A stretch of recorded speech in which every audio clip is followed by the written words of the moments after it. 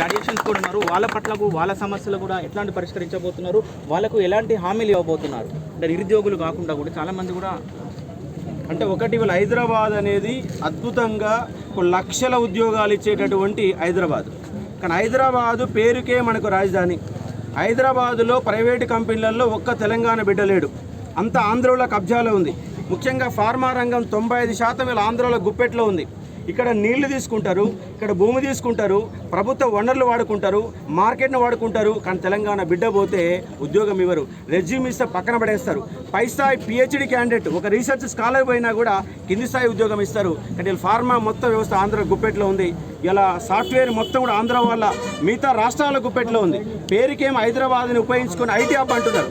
IT హబ్లో Telangana బిడ్డలు ఎంతమందిలో ప్రభుత్వాలు సమాధానం చెప్పాలా? ఇక్కడ ఐటీ రంగంలో నిరుద్యోగులు కావాల్సిన టెక్నికల్ స్కిల్స్ అన్ని కూడా నేర్పించి గవర్నమెంట్ కనుక నిర్ణయం తీసుకోకపోతే సొంతంగా నా అకాడమీ ద్వారా వివిధ మేధావులందరూ ఏకం చేసి, డబ్బులున్న వాళ్ళందరూ కూడా ఏకం చేసి ఉచితంగా రాష్ట్ర వ్యాప్తంగా ఏ విద్యార్థికి ఏ కోచింగ్ అవసరమో ఆ కోచింగ్ని ప్రొవైడ్ చేయబోతున్నా. ఇవాళ ₹1 గ్రూప్ 2 మొత్తం కోర్సు ఇచ్చిన, నాట్ ఓన్లీ గ్రూప్ 2 కాదు, రాష్ట్రంలో దేశంలో తెలంగాణ వాళ్ళు ఏ ఎగ్జామ్లకైతే ప్రిపేర్ అవుతున్నారో ప్రతి ఒక్క వ్యక్తికి కూడా ఫ్రీ కోచింగ్ అనేది అవైలబుల్ చేయాలా.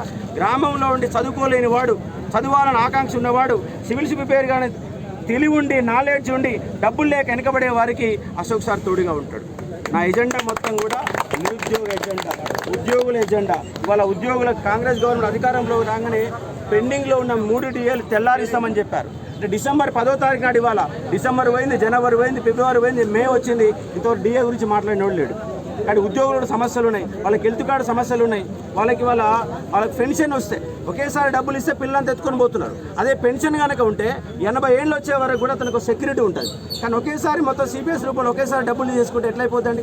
20 లక్షలు వస్తే ప్లాట్ కొంటాడు, ఆ ప్లాట్ వాడు పిల్లలు ఎత్తుకొని పోతారు. మరి ఆ యొక్క పెన్షనర్స్ రిటైర్ అయిన వాళ్ళ బతుకులు ఎట్లా ఉండాలా? ఇక్కడ కంపల్సరీగా పాత విధానంలో ఎట్లయితే పెన్షన్ ఉందో ఆ పెన్షన్ విధానం కోసం కొట్లాడుతాం. ఎందుకంటే వాళ్ళు ఒక 30 ఏళ్ల పాటు ప్రభుత్వానికి సర్వీస్ అందజేస్తున్నారు. 30 ఏళ్ల పాటు సర్వీస్ అందించిన వ్యక్తికి ఇంకో 20 ఏళ్ల పాటు ప్రభుత్వాలు ఎందుకంటే కూడా ఉండదు.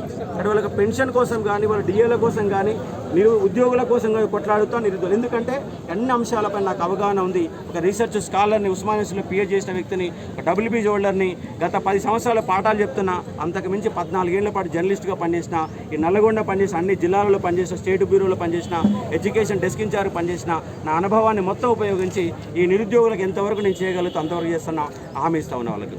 మిగతా MLs